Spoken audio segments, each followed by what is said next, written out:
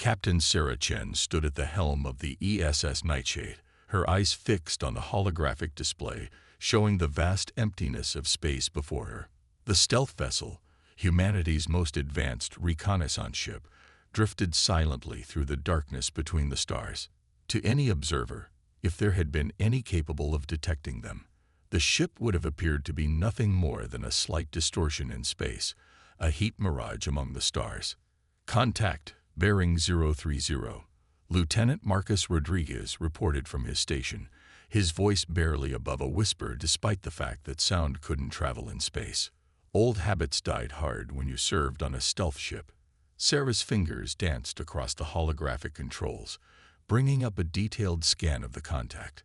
The massive vessel that appeared on their screens bore the distinctive biomechanical architecture of the Vrax Imperium. Twisted spires of living metal that grew from a central core like the branches of some terrible tree. Classification? Sarah asked, though she already suspected the answer. Dreadnought class, Captain. But Rodriguez frowned at his readings. There's something different about this one. The energy signature is unlike anything we've seen from their ships before. Sarah nodded slowly. For 15 years, humanity had maintained its secret vigil among the stars. While the galaxy's major powers thought Earth was nothing more than a primitive backwater world, human stealth ships had been watching, learning, and preparing. The Vrax Imperium, particularly, had been of interest. Their aggressive expansion had been creeping closer to Earth's sphere of influence with each passing year. Multiple additional contacts, Rodriguez reported suddenly. 7 more dreadnoughts emerging from slip space. Captain, this is a full battle fleet. Sarah felt her heart rate quicken, but her voice remained steady. Record everything. And get me a tight beam transmission to command. Priority Alpha. The Nightshade's quantum entanglement communicator, technology that the rest of the galaxy considered theoretical at best, came to life.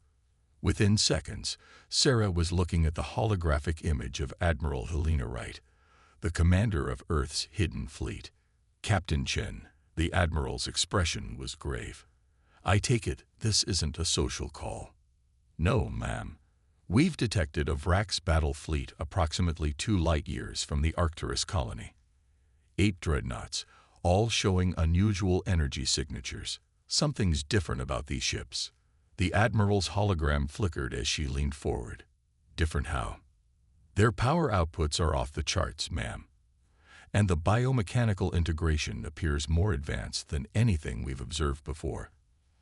I think, Sarah hesitated, choosing her words carefully. I think they've made a technological breakthrough. Maintain surveillance, Captain. I want to know where that fleet is headed. The answer came 3 hours later, when the Vrax fleet dropped out of slip space near a small star system that had, until recently, been home to a peaceful species called the Nexari. The Nightshade sensors captured everything as the Vrax ships opened fire, their weapons tearing through the Nexari's defensive stations like paper. They're testing their new weapons, Sarah realized aloud, watching as the Nexari's supposedly impenetrable shields failed under the Vrax assault. This isn't just an attack. It's a proving ground. The bridge crew watched in horror as the Vrax systematically destroyed every Nexari installation in the system. When it was over, Sarah opened another channel to command.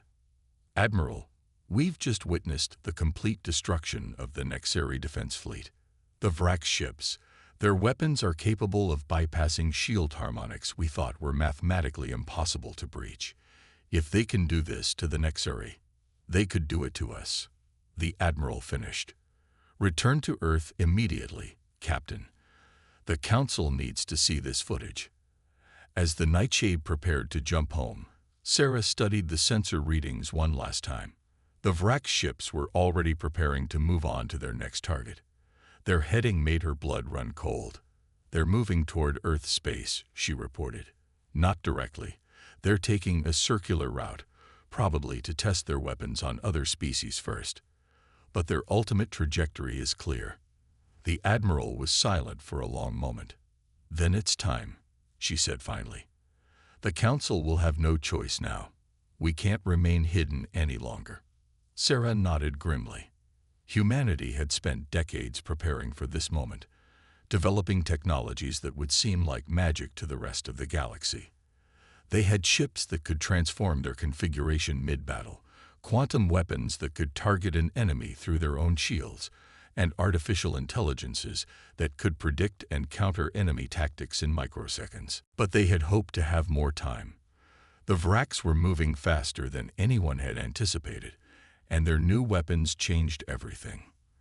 The galaxy was about to learn that humanity was far more than they appeared to be. But would it be soon enough? All hands, Sarah announced shipwide. Prepare for emergency slip space jump. We're going home. As the nightshade vanished into slip space, Sarah thought about what was coming. Humanity have hidden their true capabilities for so long, playing the role of primitive newcomers to galactic society. That deception had bought them time to prepare, to build, to advance beyond what any other species thought possible. Now that time of hiding was over. The Vraks were coming, and with them would come a war unlike anything the galaxy had seen before. But humanity was ready. They had to be. In the darkness of slip space, Sarah Chen allowed herself a small smile. The Vraks thought they were testing their weapons on helpless victims, never realizing they were being watched. They thought their technological breakthrough would make them unstoppable. They were about to learn just how wrong they were. The Emergency Council chamber deep beneath Geneva hummed with tension as Admiral Wright presented the Nightshade's footage. The massive holographic display showed the Vraks dreadnoughts methodically destroying the Nexari defenses, their new weapons cutting through shields that should have been impenetrable. The Vraks aren't just testing their weapons, Admiral Wright concluded. They're systematically eliminating potential allies before making their move on Earth. Based on their current trajectory and targeting pattern, we estimate we have 3 months before they reach our space.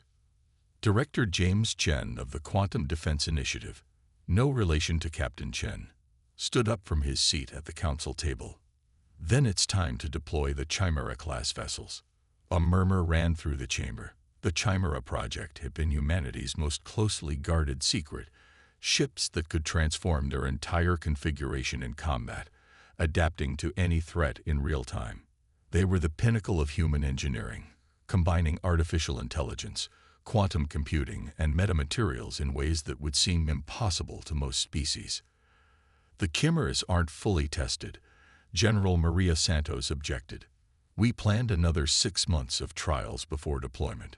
We don't have 6 months, James replied, his voice firm.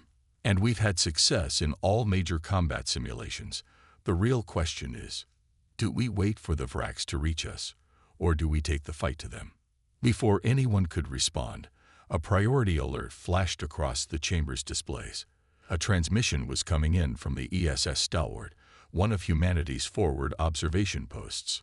Multiple Vraks vessels have entered the Procyon system, reported Commander Jackson, his hologram flickering with urgency. They're attacking the Talarian colony. Civilian casualties are already in the thousands. The Talarians, a species of peaceful researchers and artists, they had no significant military force, no way to defend themselves against the Vraks' onslaught. Admiral Wright's expression hardened. The Procyon system is less than 10 light-years from Earth. We can't allow this to continue. She turned to the Council. I request immediate authorization to deploy the First Fleet, including all operational Chimera-class vessels. The Council's vote was unanimous. Within hours, the ESF Prometheus, humanity's first Chimera-class battleship, emerged from its hidden dock in the asteroid belt.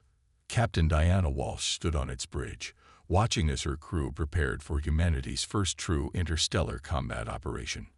All transformation systems online, reported Lieutenant Commander Akihiko Tanaka from Engineering. Quantum core stable.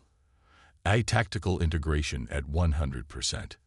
Diana nodded, her dark eyes reflecting the holographic displays surrounding her command station. The Prometheus was a masterpiece of human engineering. At rest, it appeared to be a sleek, relatively conventional warship. But in combat, it could reshape itself entirely, sprouting additional weapons arrays, reconfiguring its shield geometry, or splitting into smaller attack craft as needed. "Multiple ships emerging from slip space," announced the sensor officer. "It's the rest of the fleet." 5 more Chimera-class vessels took position alongside the Prometheus, along with their escort ships. Each Chimera was different, designed to complement the others in combat. Together, they represented humanity's answer to the brute force approach of species like the Vrax. "All ships, battle formation," Diana ordered. "Prepare for slip space jump to Procyon." The jump took less than 10 minutes, another advantage of human technology. They emerged to find the Vrax still methodically destroying Tellurian infrastructure, apparently in no hurry.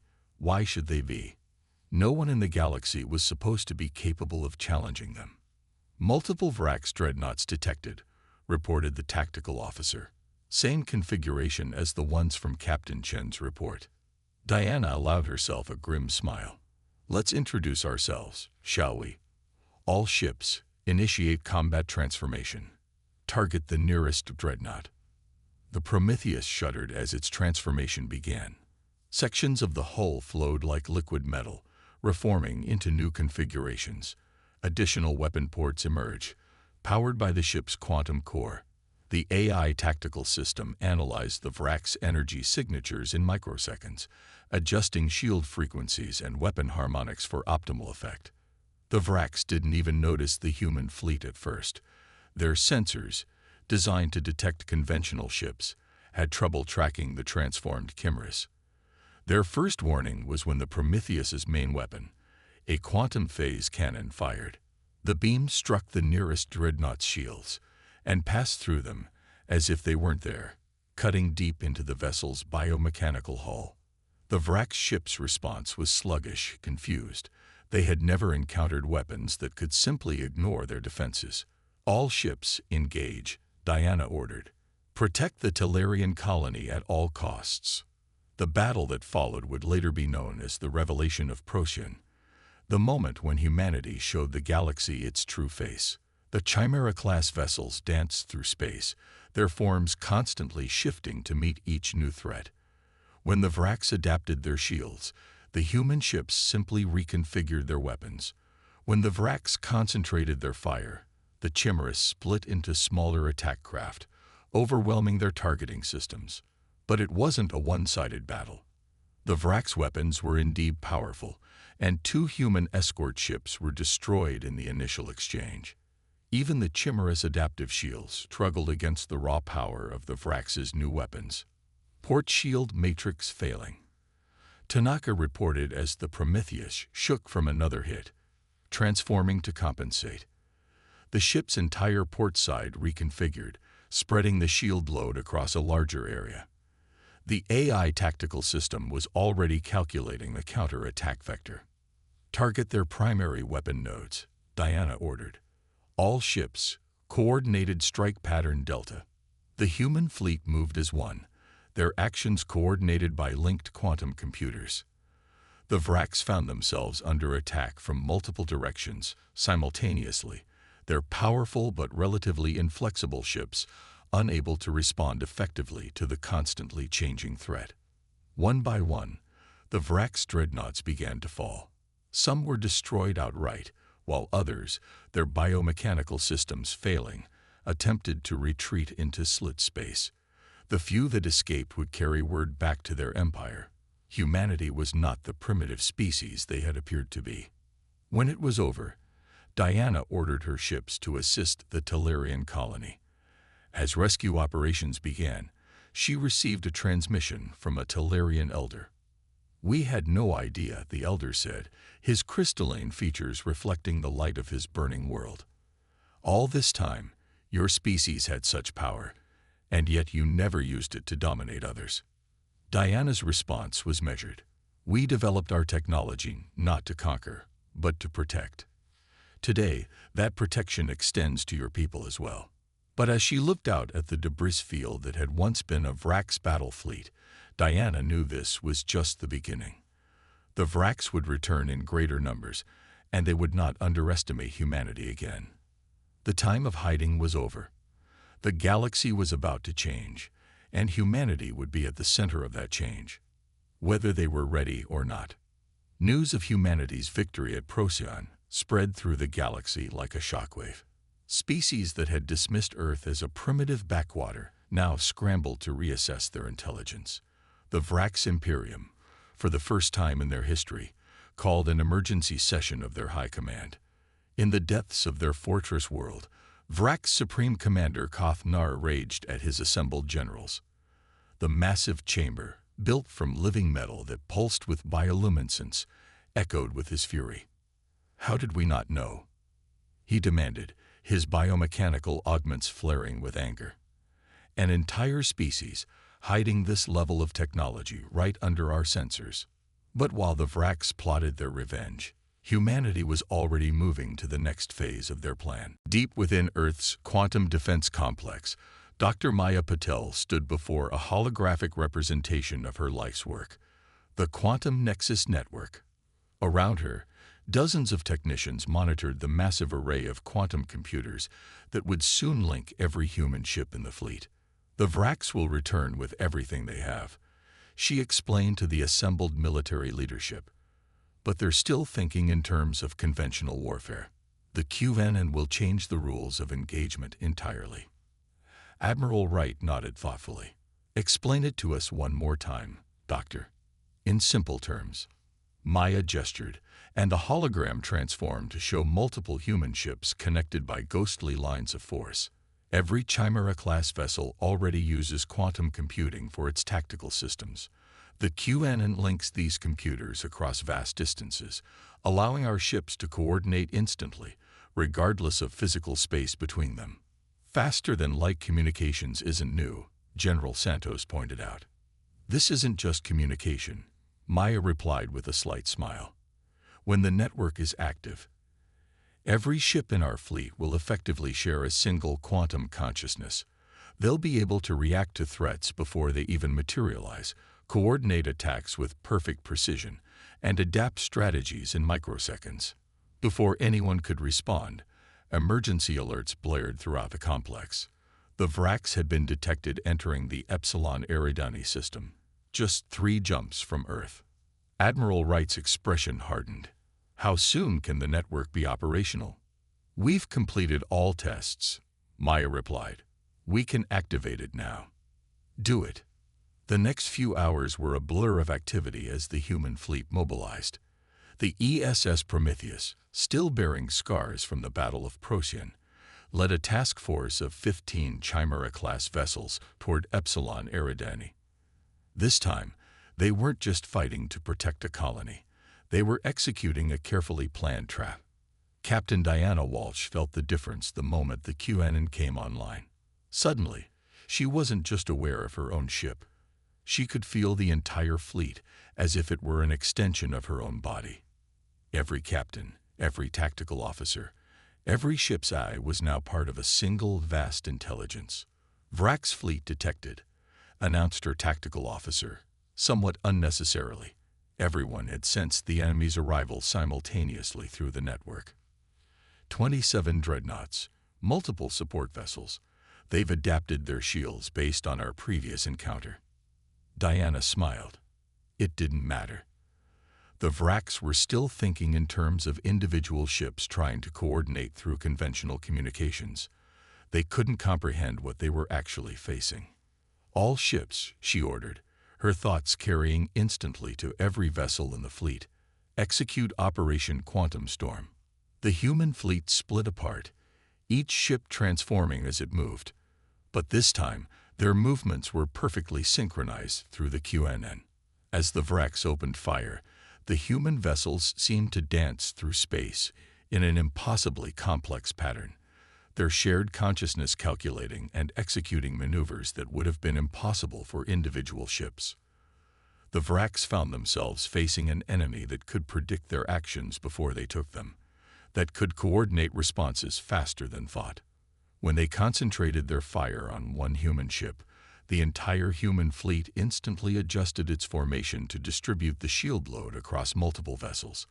When they tried to retreat, they found their escape routes blocked by human ships that had anticipated their movement.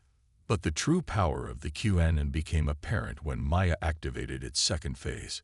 Quantum entanglement fields began to form between human ships, linking their weapon systems in ways that defied conventional physics. Energy beams from multiple vessels merged mid-flight, combining into devastating attacks that overwhelmed even the Vrax's improved shields. Multiple Vrax ships attempting emergency slip space jumps, reported the tactical network. Their formations are breaking down. Through the QNN, Diana could sense the confusion and fear spreading through the enemy fleet. The Vrax had come expecting to overwhelm humanity with superior numbers. Instead, they found themselves fighting what seemed like a single organism, one that could think and react at quantum speeds. Then came the moment that would be remembered in military academies for centuries. 3 Chimera-class vessels, moving in perfect synchronization through the QNN, executed what became known as the Trinity Maneuver. Their quantum fields merged completely, temporarily forming a single massive vessel that channeled the power of all 3 quantum cores into a single devastating blast. The resulting quantum cascade tore through the heart of the Vrax fleet, destroying 7 dreadnoughts in a single moment. The remaining Vrax ships broke formation and fled, their retreat dissolving into panic as human vessels seemed to anticipate and cut off every escape route. When it was over, the Epsilon Eridani system was littered with the wreckage of Vrax ships.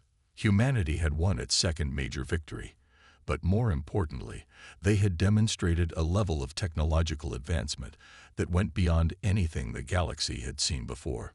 Later, as Diana reviewed the battle data with her fellow captains through the QNN, she felt a mix of pride and concern. They had revealed another layer of human capability, but the Vrax wouldn't stop. If anything, this defeat would drive them to even greater extremes. "They'll be back," she sent through the network. "And next time, they'll bring everything they have." The response came back instantly, a chorus of determined thoughts from every ship in the fleet. Let them come. The quantum gambit had paid off, but the true test was still to come. The galaxy was watching, alliances were shifting, and the final battle for Earth's future was approaching. Humanity had changed the rules of warfare forever. Now they had to live with the consequences. The Galactic Council chamber on Centauri Prime was filled to capacity for the first time in centuries. Representatives from over 200 species had gathered for an emergency session, their differences temporarily set aside in the face of unprecedented events. At the center of attention stood Ambassador Elena Rodriguez, Earth's first official representative to the Council. Her simple blue uniform stood in stark contrast to the ornate robes and bio-augmentations of the other delegates. "For generations," she began, her voice clear and steady, "humanity watched as this galaxy tore itself apart in endless wars. We hid our true capabilities not out of cowardice, but because we saw a cycle that needed to be broken." The chamber erupted in overlapping translations and angry outbursts. A Kelvin representative, their crystalline form shimmering with agitation, rose to speak. "Your species deceived us all. You developed weapons of unimaginable power while pretending to be primitive." Elena's response was measured. "We developed protection, not just weapons, and now we offer that protection to any species threatened by the Vrax Imperium." The statement caused another stir, but this time different. Many delegates exchanged meaningful glances. The Vrax's recent campaign of expansion had made them few friends. A shadow fell over the chamber as a massive hologram appeared, a Vrax dreadnought emerging from slipped space near the Arcturus colony. The assembled delegates watched in horror as it opened fire on civilian installations. "This attack occurred 6 hours ago," Elena continued. "The Vrax are no longer testing their weapons. They're beginning a full-scale invasion of multiple systems simultaneously." The hologram shifted to show a human Chimera-class vessel intercepting the attack, its transformed configuration drawing gasps from the assembly. The battle that followed demonstrated humanity's technological superiority, but also their restraint. The The human ship disabled the Vrax vessel without destroying it. We could have remained hidden, Elena said as the hologram faded, but we chose to reveal ourselves because we saw what was coming. The Vrax aren't just fighting for territory anymore. They're fighting for domination of all species they consider inferior, which, as their recent actions have shown, is everyone in this chamber. The Archon of the Meridian Collective, a species known for their diplomatic neutrality, raised their primary appendage. What exactly are you proposing, Ambassador? An alliance, Elena replied. Not just of military forces, but of knowledge and technology. We've developed quantum shielding that can protect civilian populations. We have medical technology that can heal radiation damage from Vrax weapons. We're offering to share these developments with any world that stands with us. The chamber erupted in discussion again, but this time the tone was different. Species that had been historical enemies found themselves considering cooperation in the face of a greater threat. The next few hours saw the formation of what would become known as the Concordat, the first true multi-species alliance in galactic history. One by one, representatives stepped forward to pledge their support. Even the Kelvin, despite their initial outburst, joined after Elena demonstrated how human quantum shields could protect their crystalline cities from Vrax bombardment. But not everyone was convinced.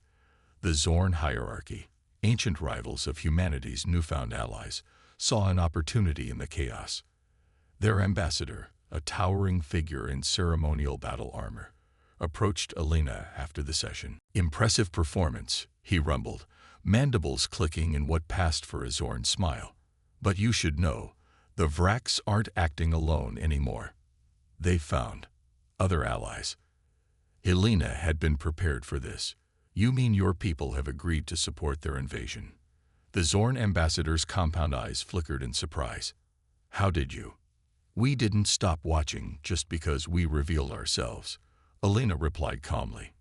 We know about the secret meetings, the technology exchanges.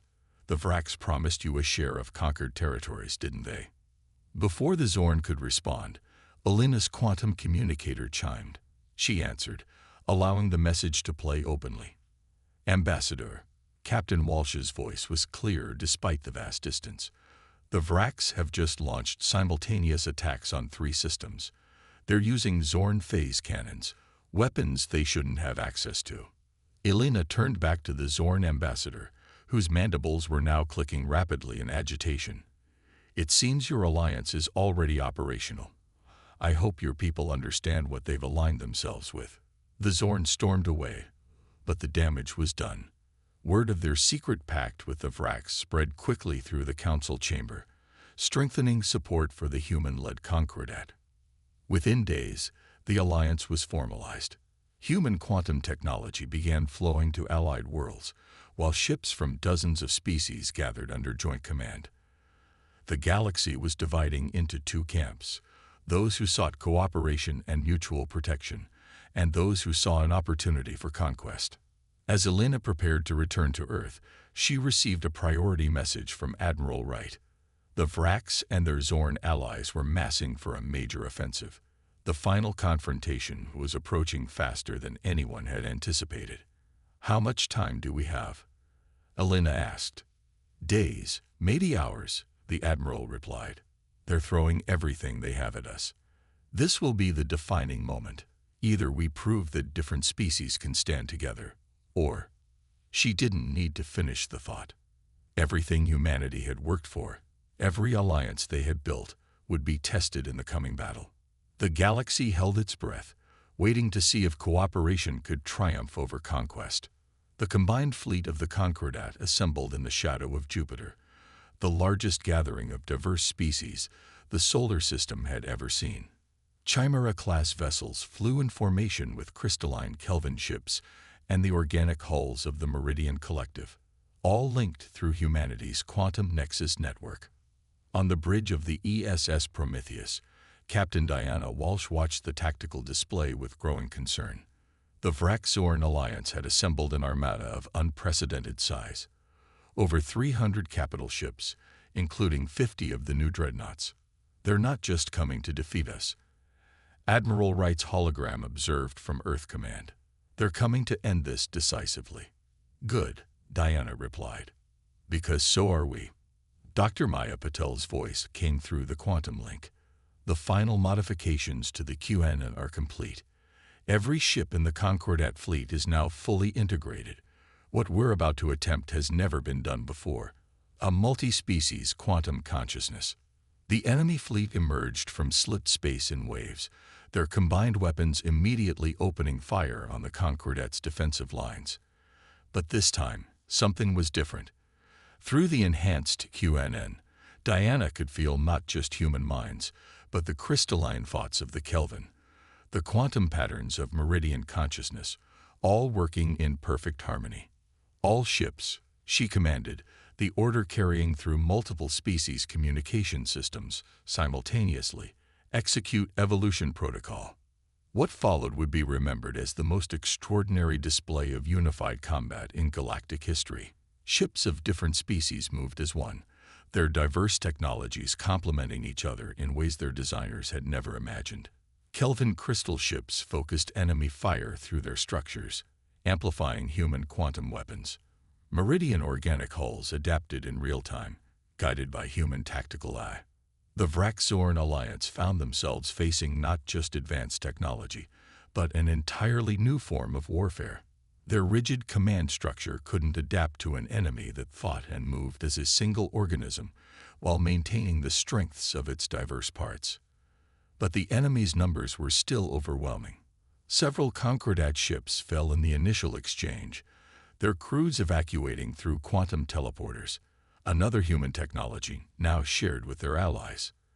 "They're pushing toward Earth," Diana reported, watching as the enemy fleet tried to break through their lines. "We need to end this now." Through the QNN, she felt agreement from the other commanders. It was time for their final gambit. "Dr. Patel," Diana called, "initiate the Transcendence Protocol." Maya's voice was tense. "Activating now. All ships, prepare for quantum synchronization." What happened next would reshape the understanding of what was possible in space warfare.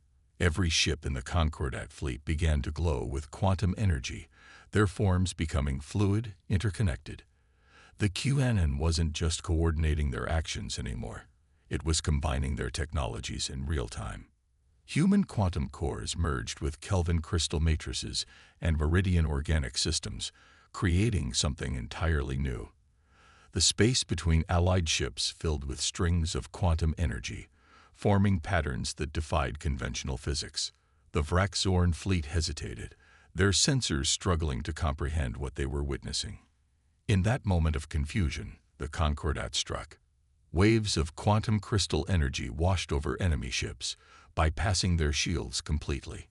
Organic tendrils guided by human AI systems wrapped around Vrax dreadnoughts, disrupting their biomechanical systems. Where three different species technologies touched, reality itself seemed to warp. Supreme Commander Koth Nar, watching from his flagship, finally understood what he was truly facing. This wasn't just an alliance of different species. This was evolution in action. The ability to combine strengths, to transcend individual limitations through cooperation, was a power greater than any weapon. All ships, his order went out across the Vraxorn fleet, initiate emergency retreat. But it was too late. The Concordat fleet, now moving as a single transcendent entity, had predicted this response. Quantum fields already surrounded the enemy fleet, cutting off their escape routes. "Surrender," Diana's voice echoed across all frequencies, translated simultaneously into every species language. "This isn't about destruction. It never was. This is about showing there's a better way." One by one, enemy ships began powering down their weapons. The Zorn were the first to officially surrender, their rigid hierarchy breaking down in the face of something they couldn't comprehend. The Vrax held out longer, but even they finally acknowledged defeat. As the quantum energy field dissipated and the Allied ships returned to their normal states, Diana felt the connected consciousness of the fleet slowly separate back into individual minds. But something had changed. Every species involved had experienced something profound. a glimpse of what was possible when different forms of life worked in true harmony.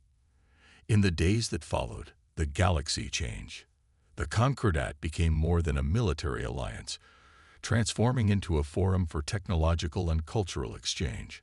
Human quantum technology, Kelvin crystal engineering, meridian organic computing, and even Vrax biomechanics were shared and combined in new ways. The Vrax Imperium, humbled by their defeat, began a slow transformation. Under the terms of their surrender, they agreed to share their technological advancements openly, contributing to the growing pool of shared knowledge. Years later, Diana stood on the observation deck of New Harmony Station, watching ships of all species dock and depart. The station itself was a testament to what they'd achieved. Built from a combination of all member species technologies, it served as both a trading hub and a symbol of cooperation. Did you ever imagine it would turn out like this? Admiral Wright asked, now serving as the Concordat's military coordinator.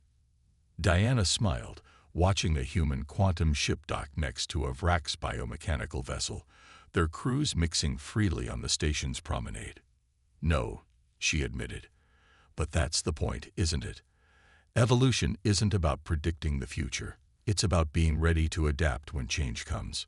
The galaxy had learned what humanity had known all along. True strength lies not in domination, but in the ability to grow, to change, and to work together. The stars themselves seem brighter now, illuminating not a battlefield, but a future of infinite possibilities. And in that future, humanity had found its true place, not as conquerors or hidden watchers, but as teachers, learners, and bridge builders in a galaxy that was finally learning to evolve together.